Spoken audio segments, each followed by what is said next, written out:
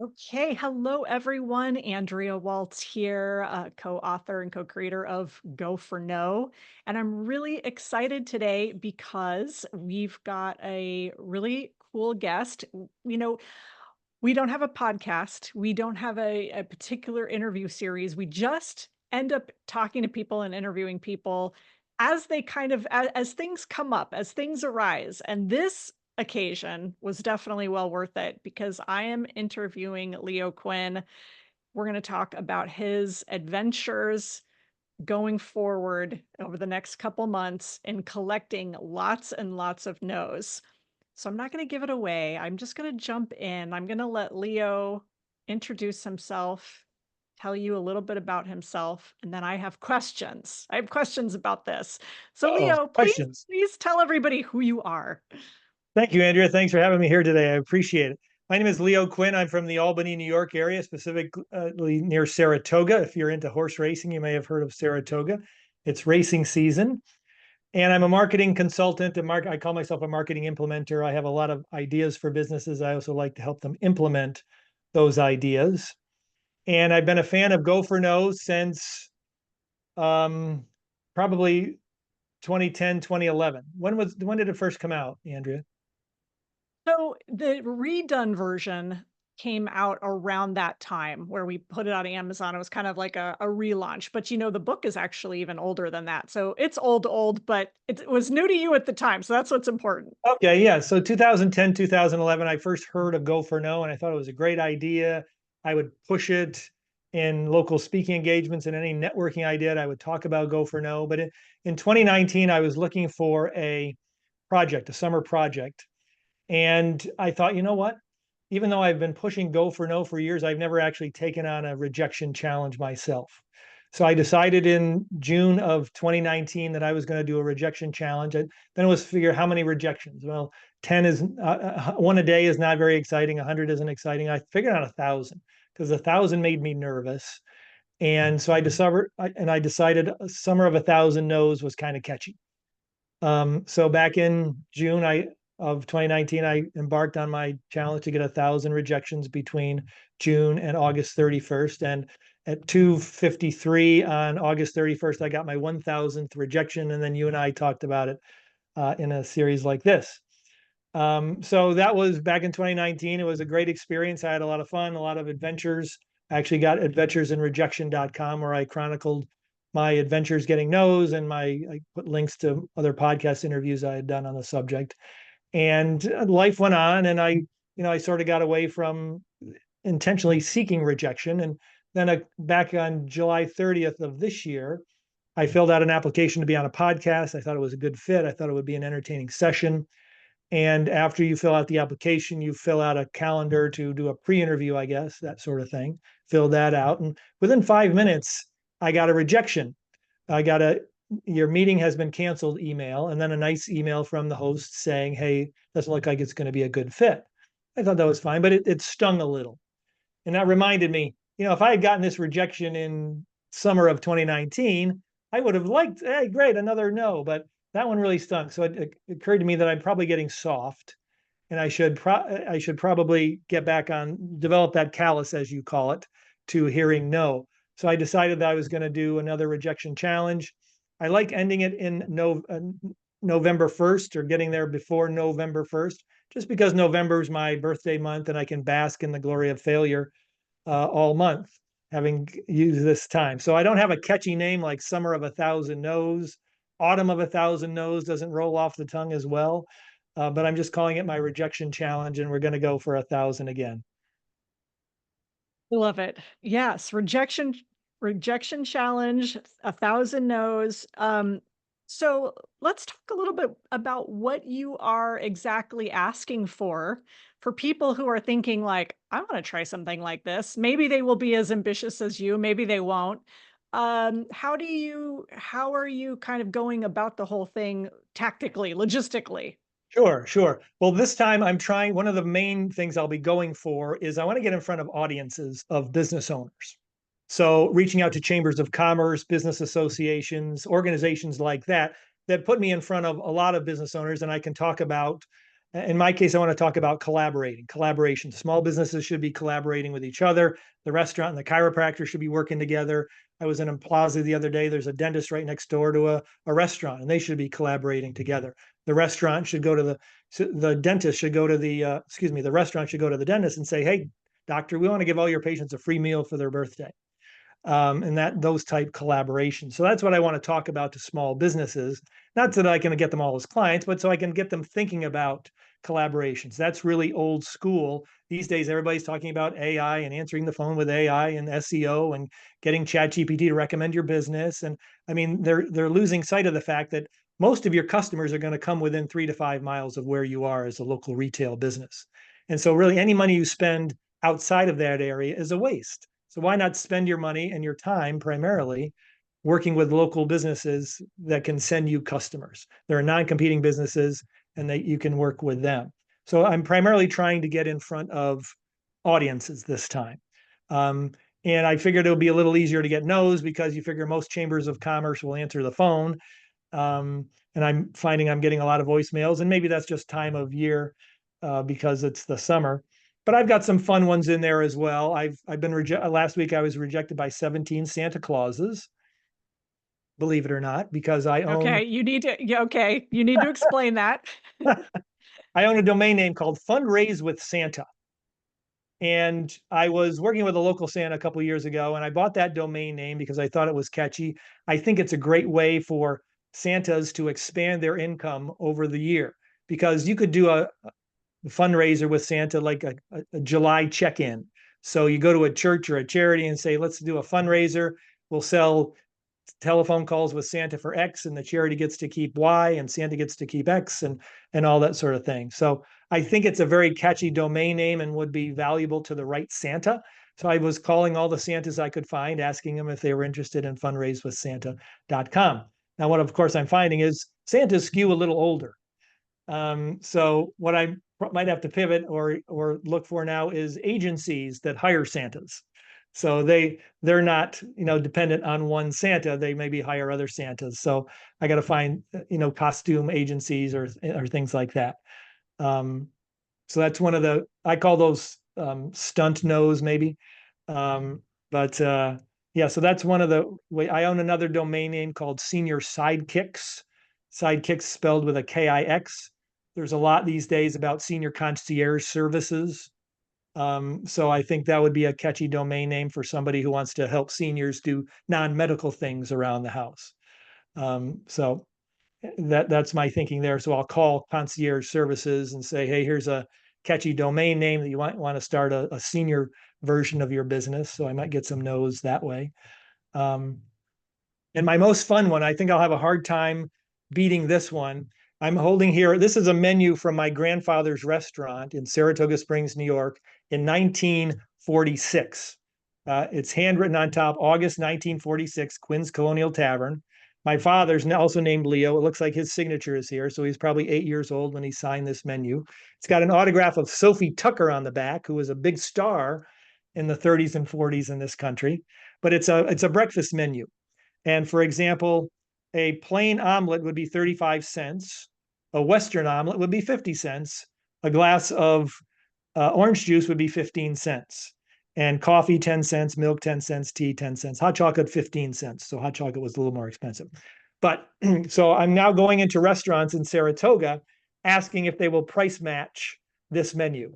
So that's really what I call a stunt no. I'm expecting a no, but it's fun for me. It's fun for the person getting asked the question.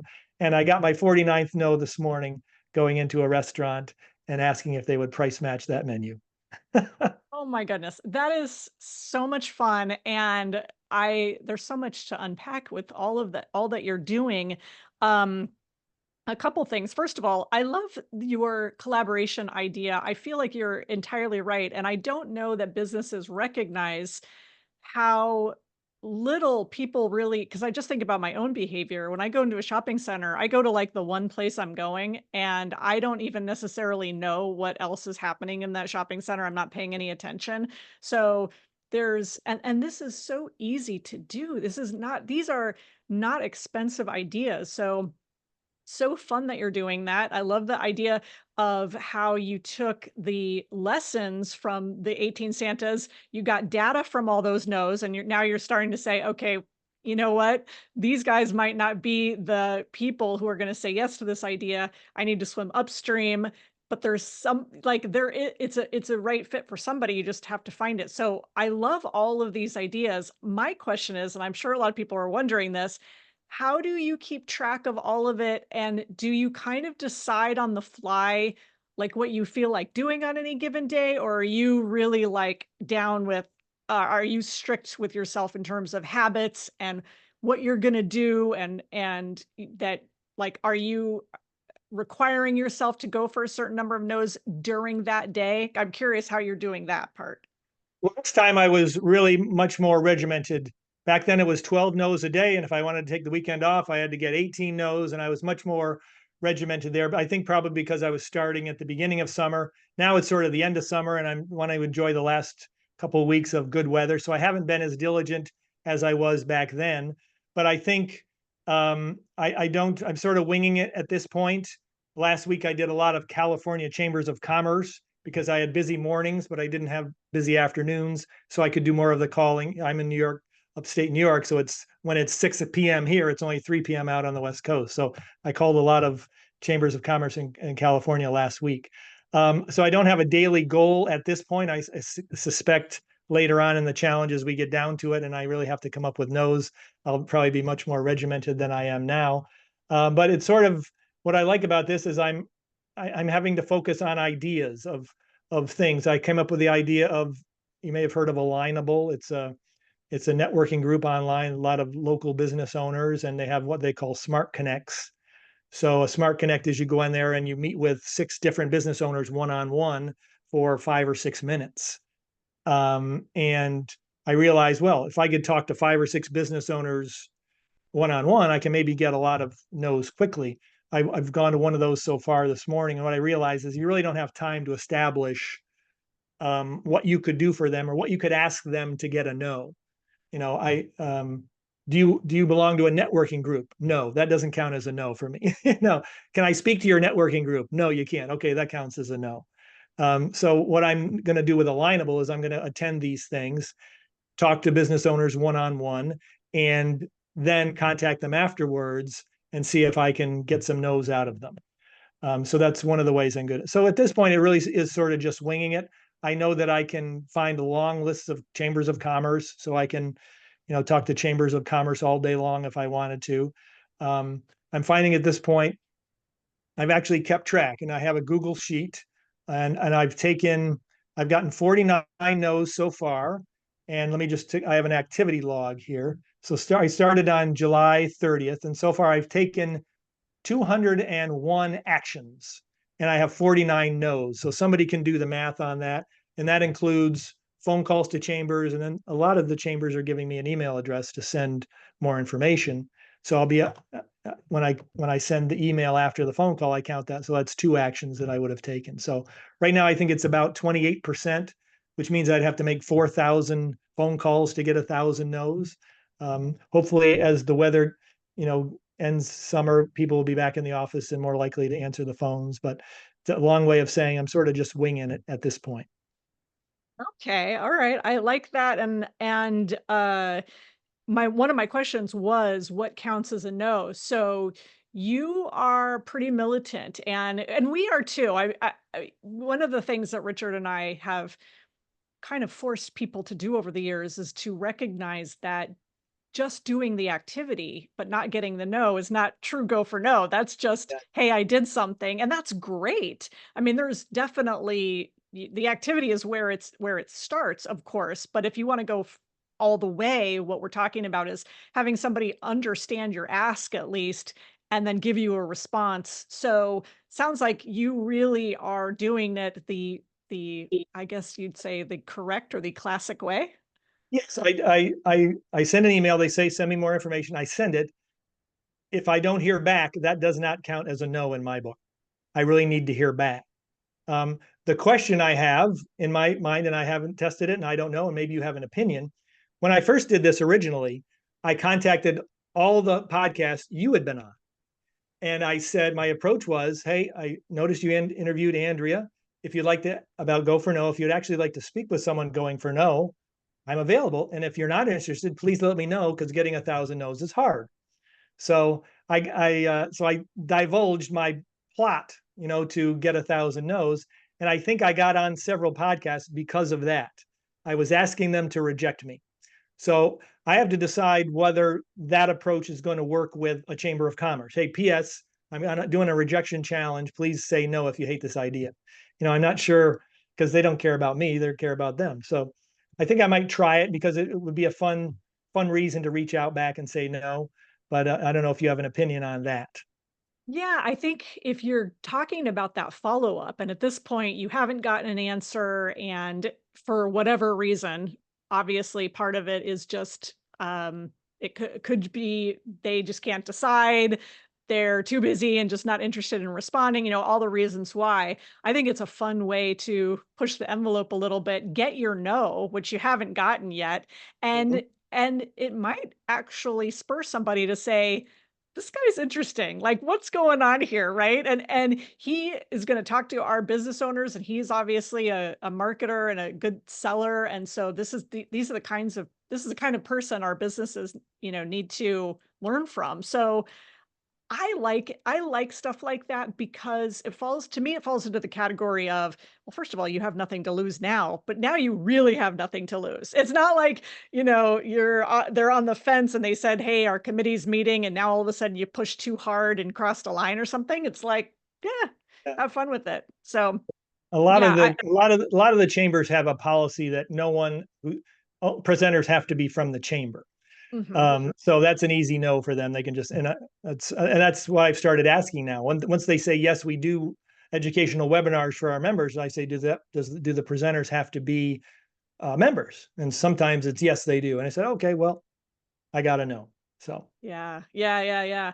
And the other part to that, Leo, is that that we talk about with people all the time is having those disqualifying or qualifying questions, however you want to look at it, where yeah, you can get to the no fast. And so you're asking those top 2 or 3 questions where if that's going to help you sift through all of these different prospects and you're able to do that, you're able to come up with it quickly and move on to the next person. So that's, yeah, nice. perfect.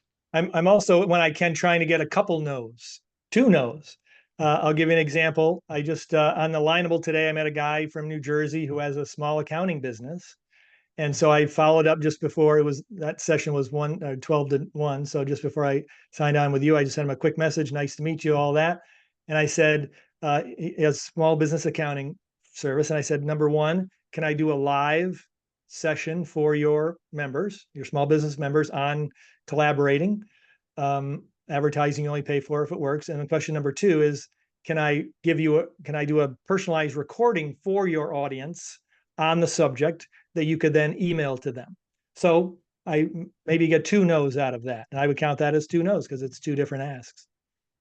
Yes, exactly, 2 different asks. Ah, that's so I love this so much. It's so much fun, and also we didn't even talk about the stunt nose. We kind of I like stunt nose. That's actually a phrase that we haven't heard.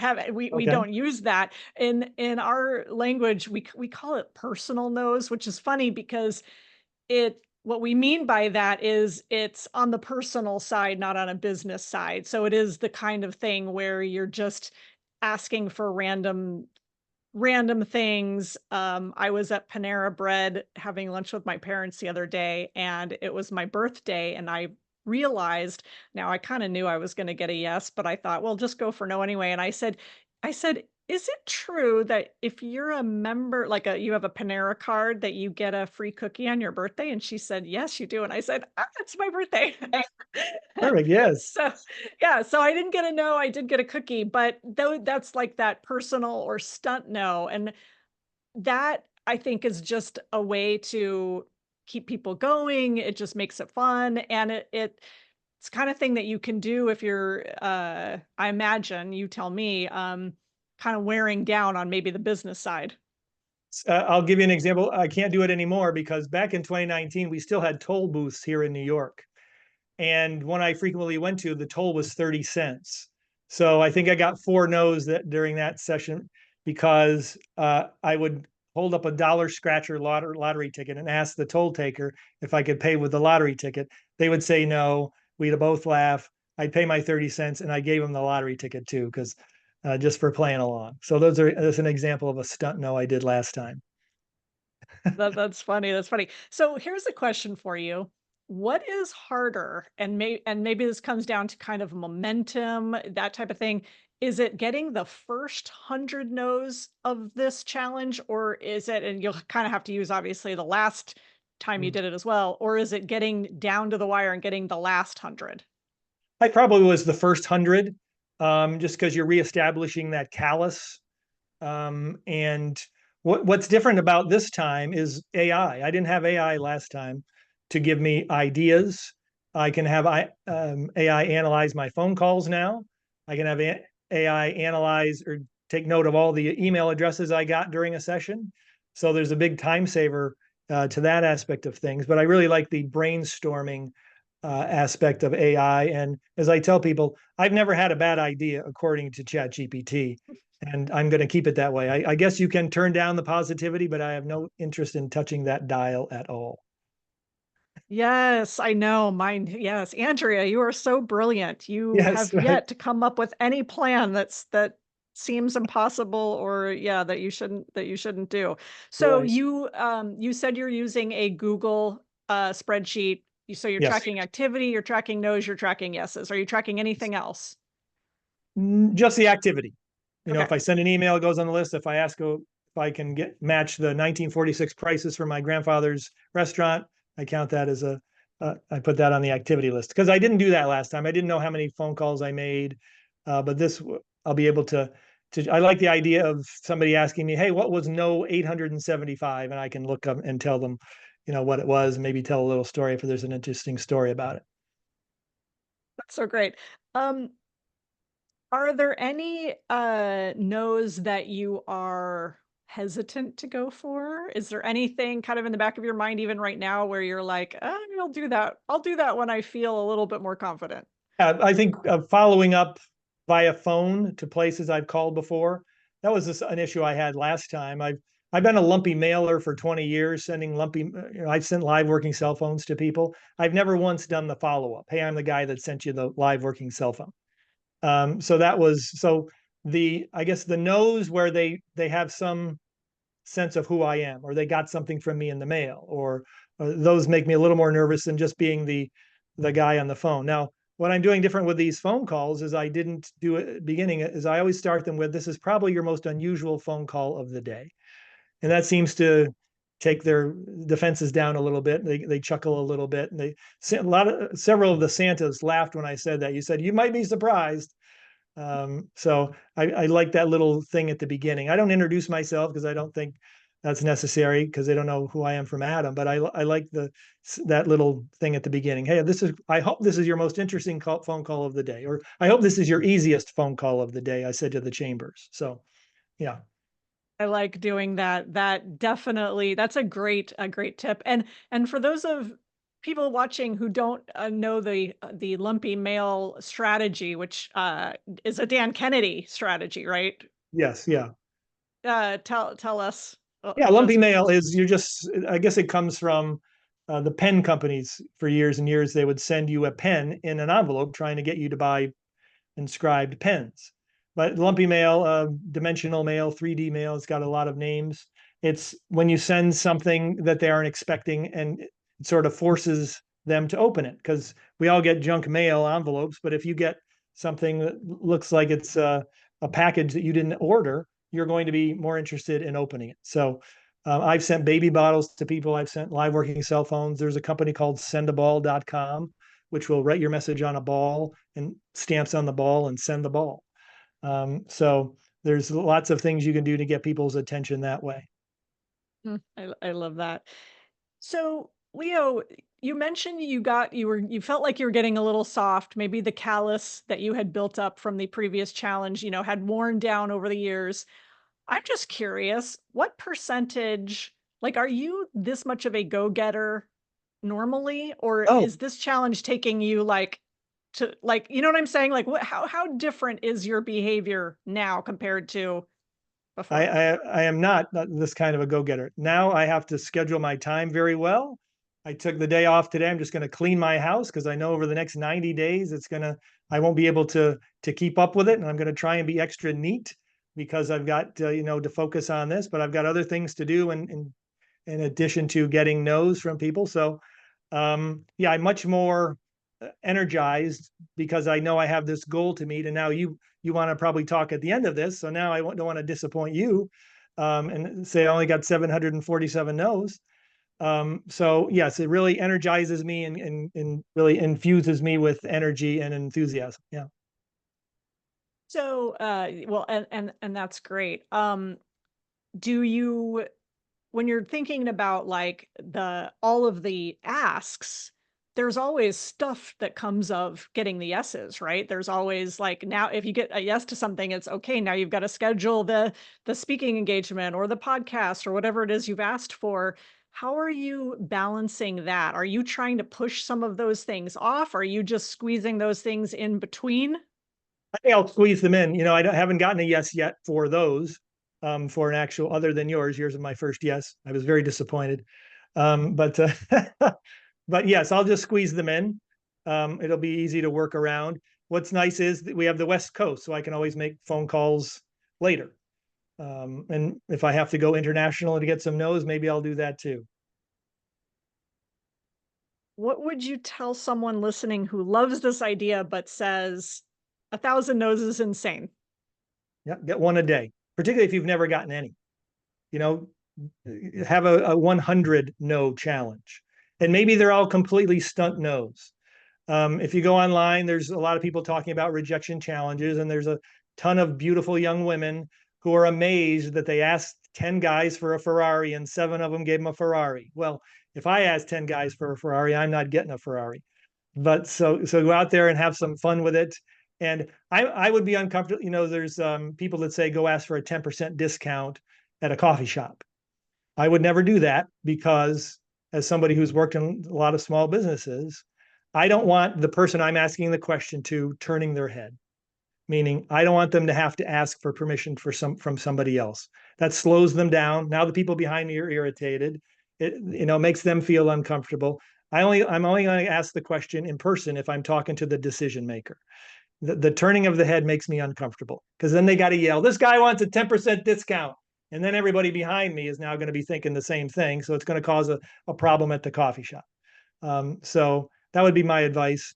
If you're going to do a stunt, no, just don't focus on the uh, the person, the young kid waiting on you at the coffee shop.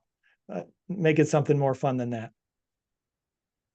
That advice. Yeah, I have definitely seen the rejection challenges. You're you're right on. And uh and yeah, I mean, that's the thing is we don't actually want the 10% discount either. Like, you know what I mean? It's that we're not Yeah, trying to get 40 cents from this poor coffee shop, but yeah. it's kind of like the default. It's like, well, what else can I do? With AI, to your point, you can just ask like, "Hey, here's where I live. Here are my hobbies. Here's where I go. Here's what I do for work. Like, give me 25 ways that I can try to get somebody to reject me or tell me no, where I'm not necessarily harming a small business or where it could just be just truly fun." It's like asking, can you price match my menu? I mean, that's not going to cause, nobody's expecting them to do that. There's not going to be a rush of people wanting 10 cents to pay 10 cents for their orange juice. It was just a fun little distraction. If I owned a restaurant, I actually posted this on a local Facebook group and I said, hey, local restaurants, you should have one table devoted to 1946 pricing, based on this menu. I think it would be a great social media thing for them. But haven't got any takers on that yet. You are so well versed and have so many ideas. Are you familiar with the speaker author James Altucher? He Oh, talks absolutely. about Yeah. yes, he talks about 10 ideas a day. Yes, yes, yeah. I've never, Okay. again, never stuck with that, but I've started those type projects, but yes, uh-huh. Yeah, because well, first of all, I mean, you just seem like an idea machine, and also, when a small business works with you, is that kind of something that you do for like, tell me what you do for a small business if they become a client. I'm curious. So yeah, for let's say restaurants, I like working with restaurants because there are just so many things that a restaurant can do to market themselves. We all have to eat 3 times a day. So what I'll do first with a restaurant is I'll first of all we'll get them started on a birthday club. You got to start collecting the names and email addresses of everybody who comes in. And every business should do that, and every business doesn't do that. The people who show up and give you money are your most valuable asset. It's not your oven, it's the people who show up and give you money, and you really need to appreciate them. So I'll have the restaurant start collecting name, email address, birthday, and zip code. Because with the zip code, particularly up here, we have snowstorms. So if it's snowing, you don't want to send an email list to your entire list. You want to focus your email marketing on maybe people that are within 2 or 3 miles of your actual restaurant, because I'm not driving 10 miles to get my food in a snowstorm. With the birthday, you can do the birthday specials. You can do half birthday. Um, you'll never, you'll get birthday emails from businesses. You'll never get a half birthday email from a business.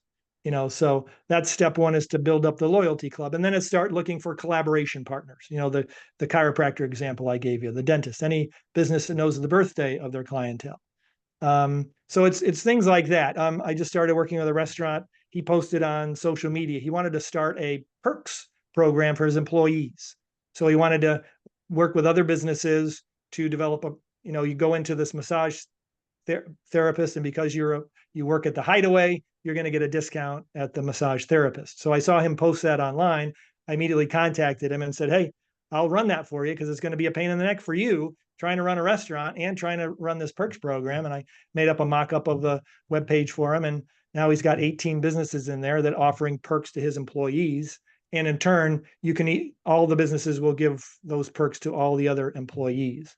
So it's just doing things like that that get you seen in the community that don't cost any money. I'm not sure if I used this phrase before, but I consider collaborations advertising you only pay for if it works. So, you go to a restaurant, goes to a dentist and says, "Here's free meal for all your patients who have a birthday." Dr. Joe sends an email on beginning of July, "Happy birthday from Dr. Joe. Go on into Pizza Pepperoni Pizza Palace for your free birthday pizza." Now it's advertising you only pay for if it works. The restaurant, the only cost is if somebody comes in and gets their free pizza, but they're bringing 2 or 3 other people that pay full price. And hopefully, if the restaurant is smart, they get everybody on the email list, or the birthday club list, as I like to call it. So it's sort of being the marketing implementer. All business owners have great ideas. They just don't always have the time and or expertise to do it. They're getting buried in people now selling AI and SEO and all that other stuff. But where it's the it's the old school stuff that is doing really well. Yeah, I agree, and you're so right that it's that acres of diamonds idea that Mm. it's what's in your backyard. We kind of Yes. forget. We're always chasing the, "Oh, let's go out here and we'll get new customers." It's like, yeah, and your old customers, old, whatever, Yeah. Yeah. Previous. loyal. Your loyal customers are the thing. My local pizza place, Antonio's, does a good job. Every now and then I get an email when I haven't ordered, and they're like, "Hey, it's been a while, come Yeah. back." And it Mhm. doesn't take much for me to order from them, by the way, but it is nice. Exactly. It's nice that, yeah, that they do it. Maybe not this round, but did you ever, in the first challenge, did you ever get like a really mean, harsh, super I bad did. no? Or I got in reviewing all the podcasts I've been on, I remembered I made a recording of 10 rejections I'd gotten, and most of them were not interested, not interested. I got one poor woman. I called the number. It was a pizza shop. I called the number and I did not say anything. And she answered the phone. There was dead air. I said hello, and she said, "Leave me alone." I didn't say anything. All I said was hello. So I'm assuming, and I checked the number to make sure it was still listed as a pizza shop. It sure, so she probably had the number of a pizza shop, an old number of a pizza shop, and was just getting inundated with people wanting to order pizza. Yes, yeah. So that's really the only thing that leaves a mark. I really, I was really easy. No, not interested. No, thank you. That type thing. That's what most of them are. And with approaching Santas, you're not going to get a nasty Santa probably. And Hopefully not, yeah. chambers of commerce have been very good as well. What would make this challenge a success on the off chance that you didn't reach 1,000 no's? I just got too busy from the yeses. Um, I think if I got in a room of 100 restaurant owners and gave my collaboration pitch, I think I'd be busy. I'd have a big business very quickly. So it's getting in front of the right audience. I'm not going to hire AI to get my rejections for me. I'm sure there'll be people that say your AI can do that whole. They can make the calls for you. They can do everything. It's funny. I've gotten some AI I think two or three chambers of commerce have had AI involved. Hi, this is Joanne. How can I help you? And it's funny when you make as many calls as I do, you hear the same voice, but it's a different name because they're using the same company for their AI. And I always stump the AI. Oh, we'll get this to the right person. Leave us your name and phone number. And I haven't been doing that.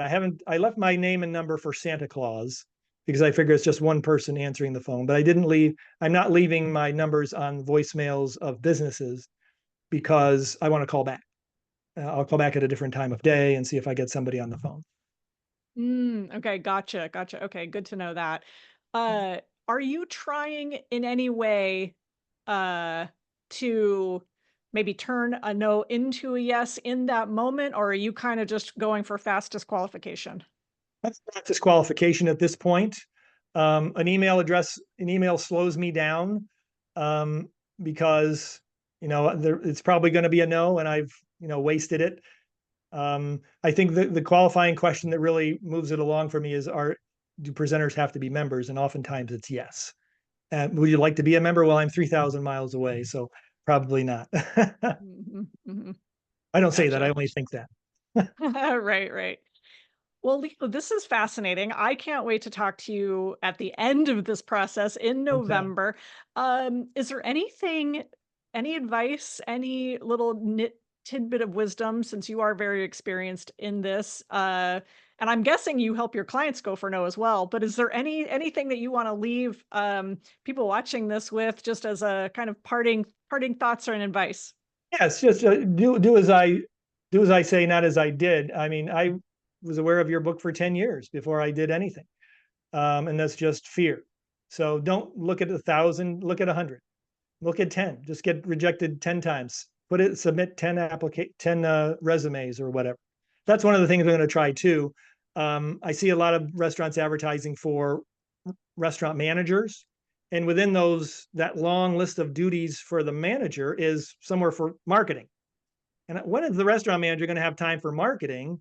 So I'm going to apply for that one line at a restaurant and see if I can get some rejections that way. Or hey, that's right. It's common sense. Why are we asking the manager to do marketing when he's dealing with food costs and employees that don't show up and all that other stuff? So I'm going to send in some resumes that way. I But yes, love that. yeah, Yes. And then it's probably why none of the marketing gets done. yes, exactly. And the advice I gave last time, I'll give this time as well. Don't give yourself a no from someone else. And I don't know if I have it here. I can't see it. But back that last challenge I did a group postcard.